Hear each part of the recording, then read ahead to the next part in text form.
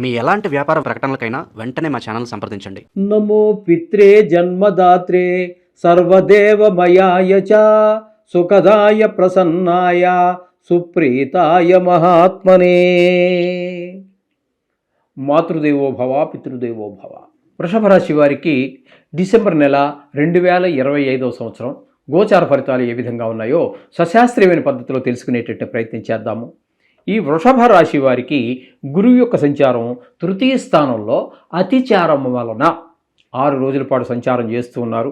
తృతీయ స్థానంలో ఆయన సంచారం వల్ల ఇంట్లో కుటుంబ సభ్యులు కానీ, ఆఫీసులో కానీ, లేదా వ్యాపారం చేస్తున్న అక్కడ కానీ ఎవరు మీకు మనస వాచ కర్మణ అంటే ఆర్థిక సహాయం ఉండదు. మనస్ఫూర్తిగా ఏదో వాక్కు సహాయం, వాడెవడో వచ్చాడు నీ తరఫున మాట్లాడు, ఆర్థికంగా డబ్బులు అవసరం ఇవ్వడు, శారీరకంగా అక్కడేదో కొంచెం బరువుగా ఉంది రావే కొంచెం చెయ్యి ఇవ్వ ఇద్దరు కలిసి దాన్ని ముందుకు దోద్దాం అన్నాడు, దానికి కూడా ఆయన సహకరించడు. అంచేత మనసా వాచా కర్మణ ఏ విధంగానూ కూడా మీకు సహాయ సహకారాలు ఎవ్వరు కుటుంబ సభ్యులే కాదు, చుట్టుపక్కల వారు కాదు, ఎవరు అందించరు.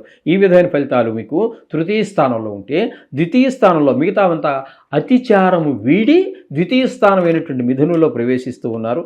ఆ మిథునంలో రెండవ స్థానం అవుతోంది కాబట్టి అక్కడ మీకు మంచి ధనాన్ని మీకు లోటు లేకుండా ఉండేటట్టుగా ఈ గురువు చూస్తారు. అలాగే వాక్కు మాట సమయానికి తగినట్టుగా మాట్లాడగలగటం అంటే ఏదో లొడ వాగటం కాదండి. వాక్కు అనేటప్పటికీ సమయానుకూలంగా వాగటము, తగినంత వాగటము, మృదు వచనాలు ఉండాలి, తక్కువగా మాట్లాడగలగాలి. ఇవన్నీ మనం మంచి వాక్కు అంటాము. ఆ విధమైనటువంటి వాక్కు విషయంలో కానీ కుటుంబంలో అందరూ కూడా చాలా సంతోషంగా ఉండటం కానీ వీటన్నిటికీ కారకుడవుతున్నాడు ద్వితీయ స్థానంలో ఒక గురువు. ఇకపోతే తృతీయ స్థానంలో చతుర్థ స్థానంలో కేతుగ్రహ సంచారం జరుగుతుందండి.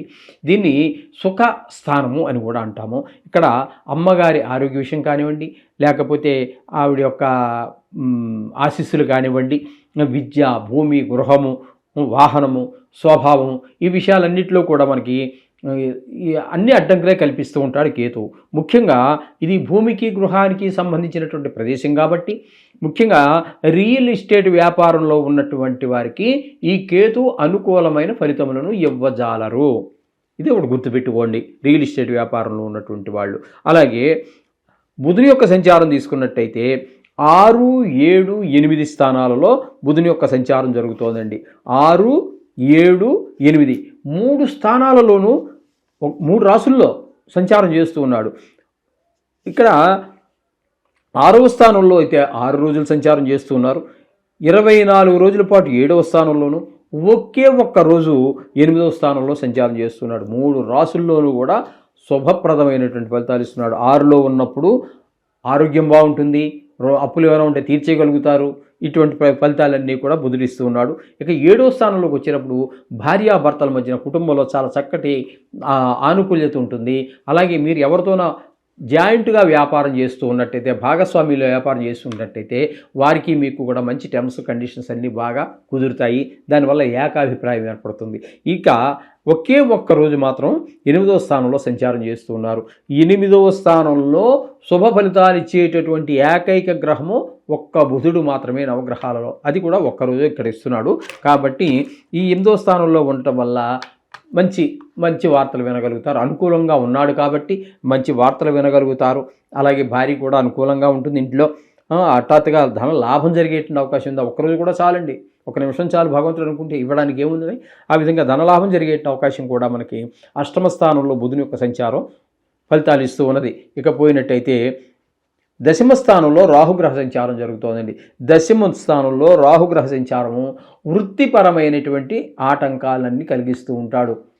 వృత్తిపరమైనటువంటి అంటే వృత్తి సరిగా జరగకపోవడం కావచ్చు, లేదా దీనికి సంబంధించి ఇన్కమ్ ట్యాక్స్ వాళ్ళు, సేల్ ట్యాక్స్ వాళ్ళు, లేకపోతే ఫుడ్ ఇన్స్పెక్టరు, కొన్ని మీ చేసే బిజినెస్ని బట్టి దానికి సంబంధించినటువంటి ఇబ్బందులు కలగజేస్తూ ఉంటాడు. అయితే దశముల్లో రాహు ఉన్నప్పుడు ఒక్కొక్కసారి సడన్గా నెల రోజుల పాటు, వారం రోజులు అయితే మనం పెద్దగా ఆశించక్కర్లేదు, కానీ నెల రోజుల పాటు ఉంటున్నారు కాబట్టి సడన్గా హైక్ ఇస్తాడు. అంటే ఒక్కసారిగా పైకి తీసుకెళ్తాడు, కారణం తెలియదు మనకి. సడన్గా మళ్ళీ ఫాల్ డౌన్ అంటే వెంటనే కిందకి దిగిపోతూ ఉంటుంది. ఈ విధమైనటువంటి ఫలితాలన్నీ రాహుగ్రహ సంచారం వల్ల జరుగుతూ ఉంటాయి. అలాగే ఈ విష క్రిములు ఏవైతే ఉన్నాయో, తేళ్ళు, జెర్రులు, బొద్దింకలు, బల్లులు, దోమలు కూడా, వీటి వల్ల కూడా కొంత ఇబ్బందికరమైనటువంటి పరిస్థితులు కల్పిస్తూ ఉంటాడు ఈ రాహు భగవానుడు. అలాగే ఇక్కడ వృషభ రాశి వారికి కనుక తీసుకున్నట్టయితే ఏకాదశ స్థానంలో శని భగవాన్ యొక్క సంచారం జరుగుతోంది నెలంతా కూడా. ఇక్కడ మీకు శని భగవానుడు అత్యంత అద్భుతమైనటువంటి ఫలితాలన్నీ కూడా ఈ వృషభ రాశి వారికి ఇస్తూ ఉన్నాడు. తద్వారా మీకు ధనానికి లోటు ఉండదు, అలాగే మీ పలుకుబడికి లోటు ఉండదు. ఏ పని మొదలుపెట్టినా కూడా చాలా సవ్యంగా జరిగిపోతూ ఉంటుంది, ధనార్జన బాగుంటుంది.